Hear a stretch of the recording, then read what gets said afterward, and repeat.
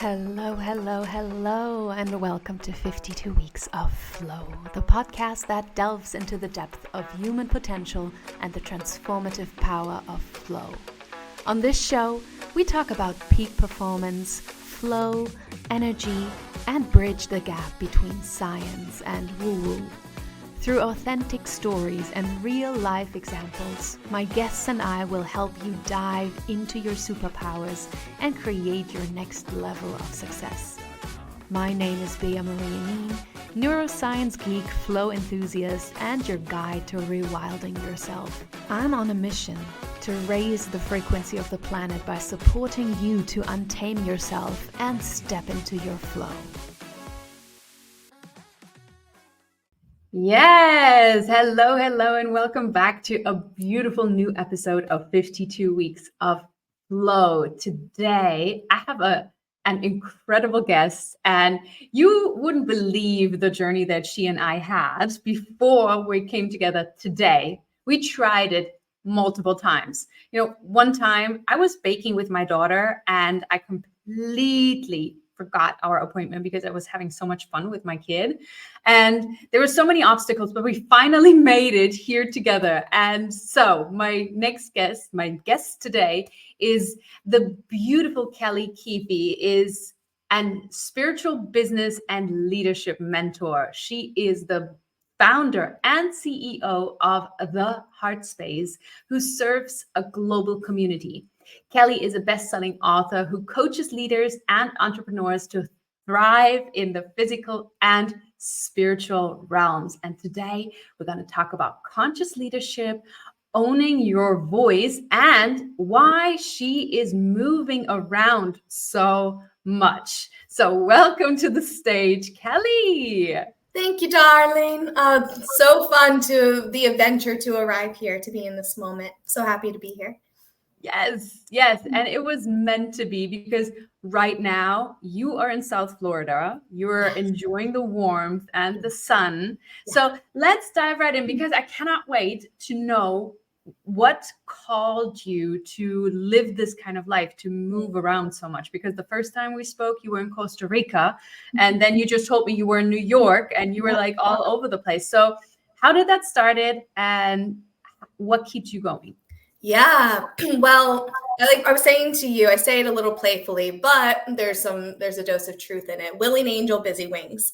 I've been living my life devoted to God and my mission for 14 years or so now. And so I understand, for my experience of life, when I receive a mission, and it's always if I so choose to accept, and I most often accept the missions, and then I'm willing to go on them, and I fulfill whatever act of service. And sometimes it's something a bit more grand. Sometimes it's something more simple, supporting another angel or something of that nature, and then continuing to move on. So I've been aware of my grander soul mission as much as I can at this moment. As many of us know, on the path, we can see so much, but then once we take another couple steps in, there's even more to be able to see and grow into.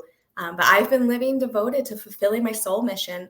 And with that comes apparently a blueprint of me moving around quite a bit, weaving different connectors and different communities and different land projects. And something that fires me up is when I meet somebody and, oh, hey, we're going here or there, and I can bridge people together and know different projects happening and see the bigger picture of the puzzle that we're all creating together. Beautiful. So what does that look like? Do you get a call, or do you get, like an email saying, hey, I need you there? Or how are the coincidences, I'm putting them in parentheses, how are they happening for you? Like that, exactly where your next mission takes you?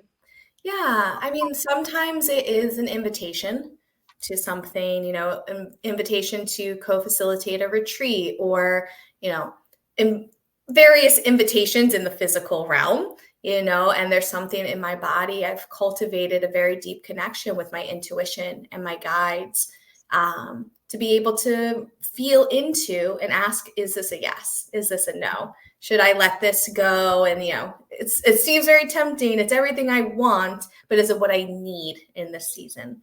And being able to really begin to differentiate between that And then sometimes I'm clairaudient, clairsentient, you name a Claire, I'm kind of hanging out with it these days.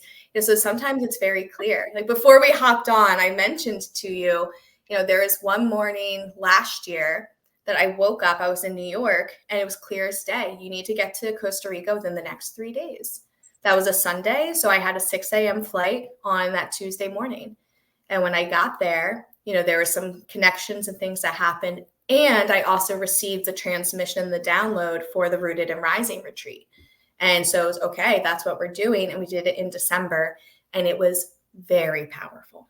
And like the whole way that like you could feel God was holding the container, the way that it just filled with ease, and the amount of work we did with visionaries and entrepreneurs to build the roadmap for this year for it to come into fruition. So, I was told I needed to get there because that transmission wanted to catch me. Beautiful. Yeah. And you said you asked your guide, you feel into your body. Like, how does that feel like? Because I believe a lot of people want this kind of, really clear answers. Yeah. But just as a little backstory, I remember when I started training my intuition, or training how to hear my intuition, my gut feeling. I was standing in a supermarket for almost 30 minutes in front of the veggies, and I was holding a cucumber and asking, do I want the cucumber? Yes. And I was standing there and nothing happened, and then after 30 minutes, I put it down and I picked up a pepper and I asked, do I want the pepper? And I was standing there for another 30 minutes. It was really frustrating for me. So that was like 12 years back. But how did you train or learn how your body, your intuition talks to you? Yeah, and it's slightly different for different things, but one of the biggest things of like a core shift was starting to trust myself. As humans, we lie to ourselves so often that it's hard for us to trust ourselves, down to things of saying like, yeah, I totally want to go do that, but you don't want to. The common people pleaser kind of thing, which is very common for us who are highly sensitive people, healers, so there's a lot of unlearning to kind of clear the slate so we can step more into following our intuition and our authentic life, our blueprint. So for me, it was a lot of shifting my lifestyle and keeping the promise. I was almost 250 pounds going into college. It was like a light switch moment. All of a sudden, I'm going to work out every day, eat fruits, vegetables, grilled chicken, and a healthy cereal. And nothing could waver my mindset. And so I started, hindsight, I can see, I started to establish a trust with myself again because I was fulfilling the commitments that I said I was going to do, which means I could trust when something would come through. And then it started to be, for me, there can be either I hear it, which makes it kind of simple. I kind of feel like I almost like cheat sometimes. Well, they make it some things very obvious. Like it's very hard to deny that this is happening because it's clear as day. And I can even sometimes feel my human wanting to fight it. And I can just hear, it's the right decision, dearest. We know you're not that happy, but it's the right decision. Like you're doing the right thing. So being able to be in that. But something I support others in is starting to connect with your guides through the body so we can stay embodied because we need to be grounded in this time. But starting to, really drop into this space and then asking, okay, if something is a strong yes, show me how it will feel in my body. And giving the space for a sensation to show up in the body and start to form a communication system with our guidance team, with our guides and our intuition. That's one that I really loved because then it's a unique to every person and you can start to form that communication channel. Yeah. Thank you so much for pointing at we need to stay embodied.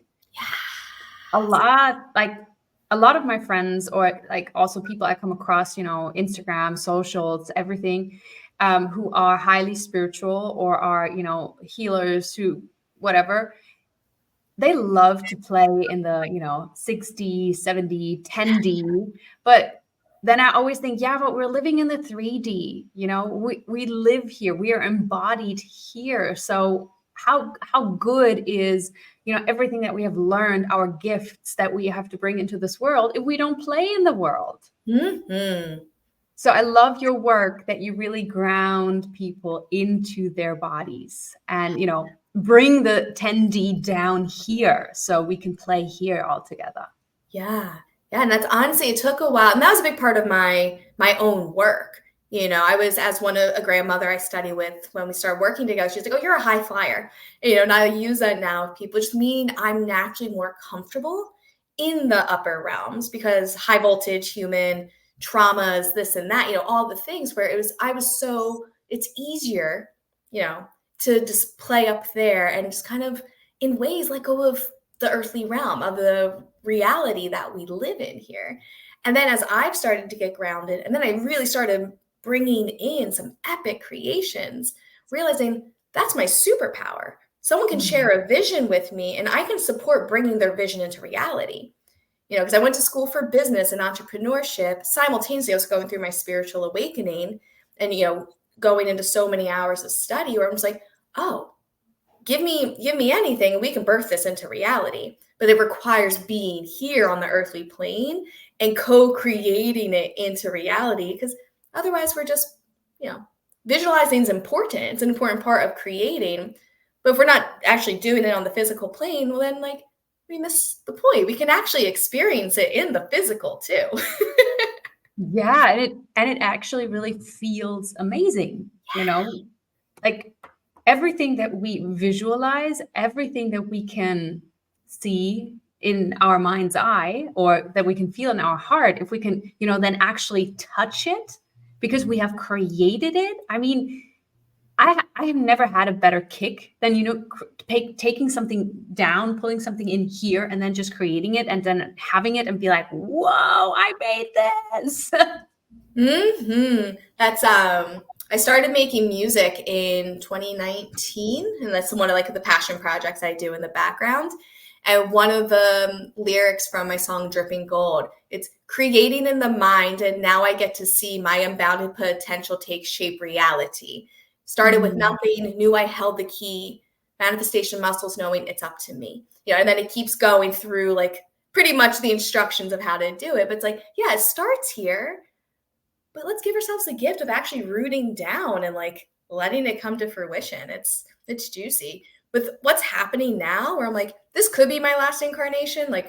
I've been pretty aware that for a while I was I think I want to come back for another go around, because we are the level of leadership that we're all stepping into to actually create something epic while we have the other things, coming apart, which we need destruction for creation. I think I could actually come back for another go around. I want to see what we create and the momentum that happens from this bridge building time of history. Yeah. Ooh, I love that you pointed at your music. Do you have that on Spotify so people can listen to that? Because I love inspiring music, and that lyric was just really, that really grabbed me. So do you have a Spotify account? Are you on Spotify? I am. There's only 2 songs up there right now. We're working on, one of the things I've grown into is slow and steady in certain creations, but we're working on a full-length album that will be out in time. But the 2 songs are out there on Spotify. I'll share the links with you and we can put it in the notes. Yeah, you all have that in the podcast description and the show notes. And yeah. Ooh, yes. I love that. So you touched on that you studied actually leadership and entrepreneurship. So how did your spiritual awakening come? How did that happen? When you're studying, when you're so in this mind world, what happened? Yeah. So I look at entrepreneurship and spirituality one and the same. The journey of entrepreneurship is so synonymous to spirituality in so many ways. You have a vision or an idea and you just have to trust, and you walk into the unknown and you're creating, and you meet mentors and guides along the way, and they support you and you grow and transform so much. So one, I can just see them as synonymous. I look at college. That was when I started the radical weight loss journey. I went into school, education and anthropology. My whole life, I was I'm going to be a teacher. I'm going to be a teacher. Facts. I just didn't realize it was going to be a different type of teacher, but started school there. At the end of freshman year, it was that light switch moment. So I shifted my lifestyle and I changed my major to business management. And through that, I then found my way to yoga and meditation. I was falling in love with entrepreneurship and doing these different like offshoot programs, this and that. So hindsight, it's almost as if I imagine my guides were like, okay, press the button, get her primed for, so her mind and body are ready for spirit to fully be like, surprise, I'm back, let's do this, like, and so the senior year, I jumped into my first startup, and it was right around the same time I was in a meditation, and I heard, look up healing modalities, you're a healer. And it terrified me, but I was like, what the is that? But I knew it scared me, but I knew I could trust it. It was like one of those guiding voices I could trust, even though it made me very uneasy. So I Googled and I came across Reiki. And when I clicked on it, a huge wave of energy moved through my body. And I was just like, okay, this is just crazy. Like, what is this? But I put it to the side. And then 2 days later, I was in a bookstore, and, I'll share the whole story another time, but very serendipitously, I met my first teacher from Facebook message. Within the first 20 minutes, same place, same time, having tea. And he was the first person I shared I had that experience with. And he was like, oh, I guess she's ready. I said, what? He said, you know this phrase, when the student's ready, the teacher will appear. He said, I'm a Reiki master. I guess I'll be your first teacher on the journey. And poof, the journey began. So I was kind of in this interesting juxtaposition of my awakening and doing this deep healing work while also doing the entrepreneurship. And at 20, 21 years old, going from idea to product on a shelf and running a global sales team and doing these trade shows around the United States. So like all of this I was just being creative, this merging simultaneously, and so then it just kind of continued to merge and confusions of how do I play both of these worlds. But in time, it sunk up together and I heard the heart space and I was like, okay, this is going to be a thing. I don't even know what it is, but I know it's going to be a thing. And then as I continued, I started to realize it's not just the name of my business. We now have a church offshoot and there's some bigger projects we're working on behind the scenes with it, but it's also a lifestyle. It's also my mission here to bring living from the heart, the merging of the lower and the upper from an activated heart space to bring the transmission of heaven on earth, that Christ consciousness. So when, like most of my audience, there are women. And I have a lot of entrepreneurs. I have a lot of freelancers and a lot of also mompreneurs here. So the business side of things, and the spiritual side of things. So when you're in business and you have those confusions, what would you tell your clients, or what kind of advice would you give them to move forward, like in business and life, like how? I think you understand my question. I don't. Yeah. So it's we're in such a beautiful time where it's not that long ago, but we live in a completely different world from 2011, 2012. 2012, we had the Great Remembering with the Mayan calendar. It ended. People thought it was the end of the world. It was just an end of time. And we started to prepare for the Aquarian age, which we shifted into officially December 21st of 2021 or 2020. So we've been priming, we're in a whole new game, and when I'm working with any of my clients within the Ascended Mastermind, which is spiritual business coaching, where it's that remembering we're in an opportunity to do things different, where we don't have to look at it as a confusion. We can start to create a whole new mold and allow that authenticity of, okay, well, let's look at who are you within your own design and chart that's designed for you to thrive. What's the culture that you want to build? Team that works with me, there's been times they've been like, when they started working with us, being like, this is healing. I didn't realize how much like work trauma I had because of the culture and what was created.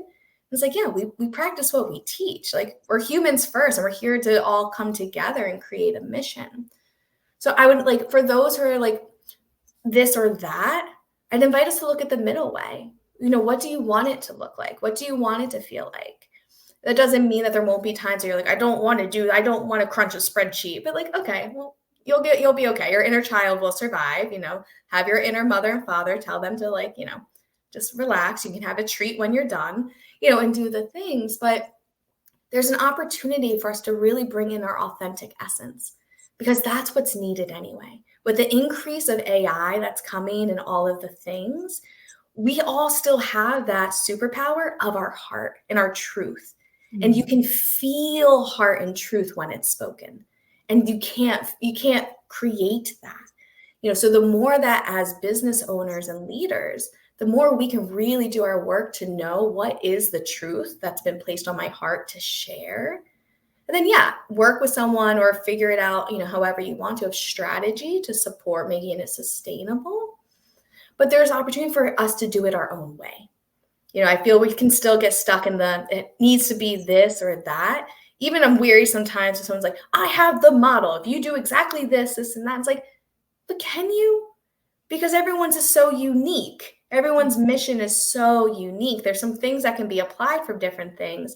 But if we don't look at everything as its own unique consciousness that wants to birth through, especially, mamas and women, not everyone may choose to birth a child this lifetime, but we're still birthers. We still birth worlds.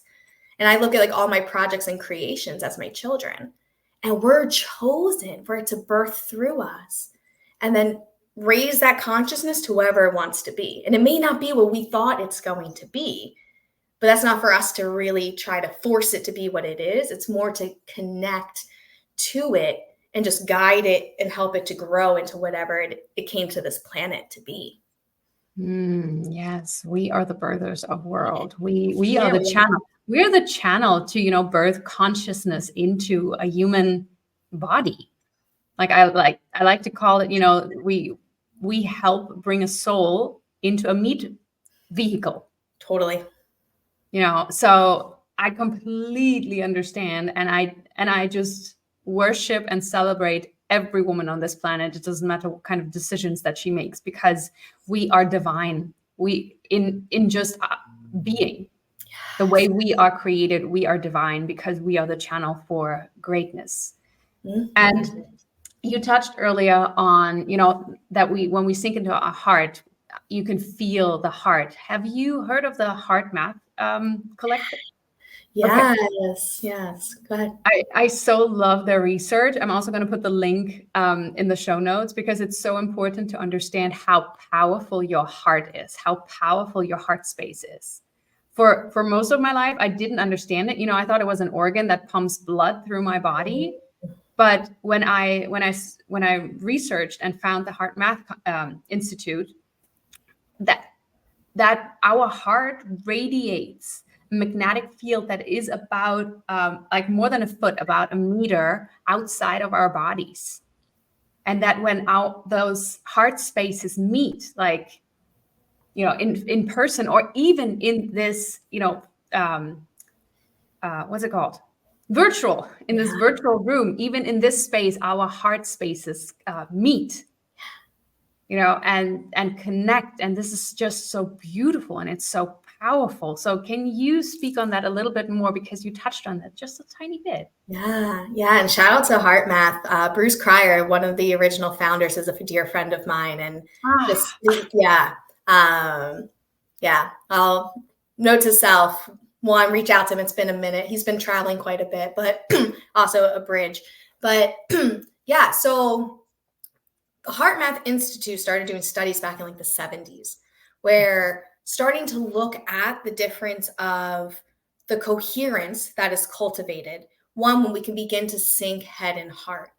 And so just taking 3 deep breaths starts to sync the head and the heart together. Where I'm sure most of us have heard the phrase, the longest trip you'll ever take is from the head to the heart. Well, doing this, looking at these, it supports us in starting to sync them together. So we're not abandoning one or the other, but actually starting to get them to work as a team. And it calms the nervous system, and it allows us to start to dive deeper into the intelligence of the heart. We have 3 minds, essentially. We have the gut mind, the heart mind, and the brain mind. And like you were saying, the heart mind is actually far more intelligent than the other two. So when we can start to access this and activate that space, it turns on that intelligence that we can start to hear in that deeper whispers of go that way, go this way, go that way, because it knows and can see things further than the rest of the team can because it extends further. The electromagnetic field is everywhere around us. It's 60 times more powerful at the heart space. 60 times. Like that blows my mind. I love you brought this up because I was just like nerding out on it recently in one of my newsletters. Like I went deeper into it. So it's like fresh. So it's like, well done, girl. Like, so when this is activated, the radiance, the magnetism, 60 times more powerful. And so when we can be in the heart and clear of what it is that our heart wants, not what we think we want. What does the heart truly have written on it to create and to experience this lifetime? And we're beaming it out 60 times more powerful than anything else. Well, then it's like a magnet. It comes to us faster. It comes to us faster. And we start to live a life truly fulfilling because it's our heart's deepest desires. You know, that's one of the things with manifestation. Sometimes because it's not working. I'm like, yeah, but is that what's really been written on your heart? Are you trying to manifest something that you think you're supposed to want or like your ego is telling you want? Because when we manifest and want to manifest what's truly written on our heart, I look at it as our divine blueprints. When we can drop into here, it's like, I'm telling you, this is what your soul wants. This is what's going to bring you true fulfillment this lifetime. And then we open the heart space and we live in resonance. It just starts to flow with so much grace. I just got this picture because, you know, for people who just starting maybe their spiritual journey or who have not started it yet and are here to listen to flow and peak performance and leadership coaching, then I'm giving you a picture right now. Have you ever seen the movie Iron Man? You know, when Iron Man puts on the suit and then he has this crystal and he puts it right where his heart is and he goes like, and all of a sudden he has superpowers. He can fly, he can see everything, and he is invincible. Yes. Like this is what happens when you turn on your heart space, when you get into this heart, head, gut connection and just create this coherence. This is what happens. You become basically invincible because you're so in tune. Yeah. When we look at the pragmatics, you know, I've written 4 or 5 books now, and none of them have taken me longer than a month. And people are like, how do you write it so fast? I said, I channel it. I get into alignment.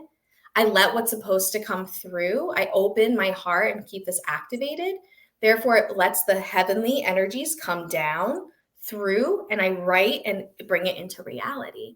When writing email campaigns, like I'll like just spend the extra time to get myself primed and prepared. And then they just come through. When I do this work with, you know, business clients, is that when we drop into what's truly there, the results begin to come. Where it almost can feel like magic. But for me, like magic, and I mean, there's layers to that. I won't say something so finite. But when we look at the scope of how easy it can be for us to let things be easy, when we start to look into the lens of energetics, and when we begin to really open and say, okay, there's more than what meets the eye. And we don't have to try so hard when we can just say, let me just get into alignment. Let me use strategy. Like I'm not saying like we need, you know, it's important of that masculine energy, but let ourselves really step into the lens of the energetics and really get into what's going to bring me fulfillment. So many of us are out there creating just because we think it's what we're supposed to. And when we start to talk authenticity, it's like, yeah, but like, what's your soul trying to do this lifetime though? Like, what do you really want to say? Like, if you had a billboard put all around the world, then you wouldn't get in trouble for it. And if you wanted to, you can make it anonymous. Like, what are you really trying to say this incarnation? That's the magnetism. That's what, I personally, that's what I want to see. Yeah. And that is where, you know, the journey takes us. Everything, even if you don't believe it, even if you don't follow that guidance, it will always lead you there. You know, for some reason, it's kind of like this Groundhog Day thing. Until you get it, you will come back to it. So real. And when your soul wants something so badly, when it's your mission, like for a long time, I was not talking about wildness, because wildness for me was, or in my conditioning, I thought it was like, yeah, it's not socially accepted, to be wild, to be free, to be everything that you are, like all parts of you that you are, even the anger, even the fury, even the rage that you have. And so I wasn't talking about it, but I was feeling it for so long. And now I'm working with my clients on rewilding themselves, to come back to their essence, to come back into this heart and into this even primal state sometimes, where you are your emotions, where you are fully immersed in a moment of truth and authenticity. And to not be polished, to not do everything perfect. So I love what you're saying, about dropping in and channeling and taking the extra 5, 10, even 15 minutes to not write a book for 5 years, but to do it in a month. This is brilliant. That's very productive. I love efficiency. Projector at its finest. Yes. And I love that you're doing that work and bringing the message of rewilding and that connectivity of like, break out of the mold. It's so important to embrace the emotions as women. So thank you for the work you're doing in that scope too. I know you're doing so many amazing things, but love that you're emphasizing that piece too. Thank you. Thank you. And I really appreciate everything that you do, because the bridge building is so important in our times today, like in our times now, because in the past we have been divided, like even hard head, most people are disconnected from the head, like the head from the body. So for you doing the work that you do, bringing this connection back and bringing business and spirituality together and helping entrepreneurs, like even successful business owners, step into their heart and coming back to that is like, oof, thank you. Received. Thank you, love. Go team.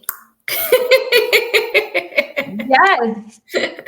I could talk to you forever, Kelly, but this is like the perfect ending, because usually in my endings, I always say I'm giving you a virtual high five because you have been with us, through this episode and have soaked up all the wisdom of beautiful you in this case, So Kelly, thank you so, so much. Oh, please tell our audience where they can find you. It will also all be in the show notes, but I just love for you to tell it. Yes. So the easiest place to connect with me and then, find the various different ways is on Instagram. I am Kelly Keefe. And then the show notes, there's the website of the Heart Space and all the things. And we'll now also add my music into the show notes. Thanks for pushing us to plug that a little bit more in there. But that's the easiest way. Just find me on Instagram. I am Kelly Keefe, or LinkedIn for Kelly Keefe. Beautiful. Amazing. And I have one last question. If you could give your younger you an advice, like what would you say? I